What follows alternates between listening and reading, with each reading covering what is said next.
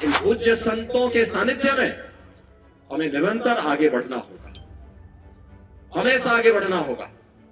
और जब तक पूज्य संतों का सम्मान है, सनातन धर्म का कोई बाल बांका नहीं कर सकता। जब तक पूज्य संतों का सम्मान है, तब तक सनातन धर्म का कोई भी बाल बांका नहीं कर सकता।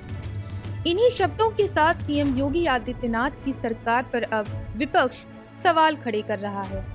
प्रयागराज माघ मेले में मौनी अमावस्या के पावन अवसर पर ज्योतिष पीठ के शंकराचार्य स्वामी अविमुक्तेश्वरानंद सरस्वती को संगम स्नान से रोके जाने के बाद सियासी तूफान खड़ा हो गया है। जहां एक ओर समाजवादी पार्टी का आरोप है कि बीजेपी की कथनी और करनी में जमीन आसमान का अंतर है, तो वहीं दूसरी ओर कांग्रेस नेता पवन खेड़ा ने ये तक कह दिया कि नरेंद्र मोदी ना काम के हैं ना राम के। ऐसे में क्यों छिड़ा ये पूरा विवाद और क्या है इस विवाद की असली वजह, चलिए विस्तार से जानते हैं। दरअसल रविवार यानी 18 जनवरी को मौनी अमावस्या के अवसर पर संगम तट पर करोड़ों श्रद्धालु आस्था की डुबकी लगाने पहुंचे थे। इसी दौरान शंकराचार्य स्वामी अविमुक्तेश्वरानंद सरस्वती अपने लगभग 200 शिष्यों के साथ रथ और पालकी में सवार होकर संगम की ओर बढ़े।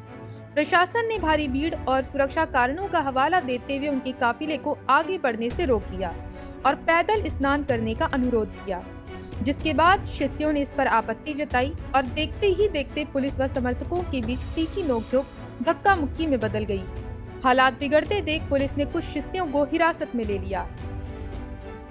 ऐसे में इससे नाराज होकर शंकराचार्य ने संगम स्नान से इनकार कर दिया और धरने पर बैठ गए। वहीं शंकराचार्य अविमुक्तेश्वरानंद सरस्वती ने पुलिस पर गंभीर आरोप लगाते हुए कहा कि उनके शिष्यों, बुजुर्ग संतों और बच्चों के साथ बदसलूकी की गई। उन्होंने इसे सनातन धर्म और साधु संतों के सम्मान पर सीधा हमला बताया। शंकराचार्य ने साफ कहा कि जब तक उनके शिष्यों को ससम्मान नहीं छोड़ा जाता, वे स्नान नहीं करेंगे।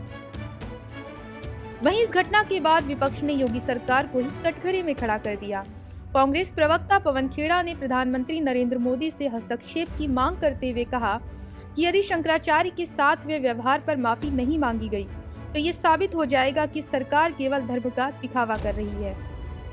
जिस धर्म का इस्तेमाल करके, दुरुपयोग करके आप सत्ता में आते हैं, उस धर्म के शीर्ष जो हमारे संत हैं, उनके साथ आप ये करते हैं। हिंदी में एक पिक्चर बनी थी अमिताभ बच्चन की, उसका नाम था नमक हराम। बिल्कुल उपयुक्त बैठता है ये नाम। जैसा मैंने आपको कहा कि जिस थाली में बैठते हैं उसमें ये छेद करते हैं। अब आप किस काम के हैं, ना आप काम के हैं ना आप राम के हैं। वहीं सपा प्रमुख अखिलेश यादव ने इस घटना को घोर निंदनीय बताया। उन्होंने कहा कि सदियों पुरानी शाही स्नान की परंपरा में इस तरह की रुकावटें बीजेपी सरकार के अहंकार को दर्शाती है। सपा ने सीएम योगी के पुराने बयानों का हवाला देते हुए कहा कि अगर संतों के साथ ऐसा व्यवहार हो रहा है, तो फिर सम्मान की बातें सिर्फ भाषणों तक सीमित हैं। वहीं इस मामले में प्रयागराज मंडलायुक्त सौम्या अग्रवाल और पुलिस कमिश्नर ने आरोपों को खारिज करते हुए कहा कि शंकराचार्य बिना अनुमति के रथ पर सवार होकर आए थे। स्वामी अविमुक्तेश्वरानंद जी परंपरा के विपरीत और बिना किसी परमिशन के अपने रथ या पालकी पर सवार होकर के अपने करीब 200 अनुयायियों के साथ यहाँ पर बगैर परमिशन आए थे, जहाँ पे संगम पे बहुत अधिक भीड़ थी। यहाँ पे करोड़ों की भीड़ संगम पे थी और उन्होंने करीब बैरियर तोड़ करके वो आए और करीब उन्होंने 3 घंटे तक हमारा जो है वापसी मार्ग अवरुद्ध किया, जिससे जितनी भी जन सामान्य था उसको बहुत असुविधा हुई और कोई भी जो घटना है वो घट सकती थी। ऐसे में एक ओर जहां मौनी अमावस्या पर 3 करोड़ से अधिक श्रद्धालुओं ने संगम में स्नान कर आस्था की मिसाल पेश की, तो दूसरी ओर ये विवाद प्रशासनिक व्यवस्था और धार्मिक सम्मान के टकराव की कहानी बन गया, जहां ये सवाल अब सियासी बहस के केंद्र में है कि क्या भीड़ प्रबंधन के नाम पर संतों की परंपराओं की अनदेखी हुई या फिर नियमों का उल्लंघन जानबूझकर किया गया। बहरहाल माघ मेले की इस घटना ने ये साफ कर दिया है कि आस्था और प्रशासन के बीच संतुलन साधना कितना संवेदनशील मुद्दा है।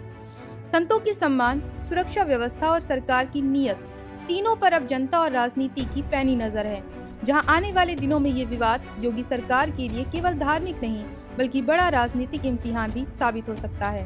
Bureau report, Punjab Kesari TV. हमसे जुड़े रहने के लिए हमारे YouTube चैनल को सब्सक्राइब करें और नई वीडियो की नोटिफिकेशन के लिए बेल आइकॉन को दबाएं।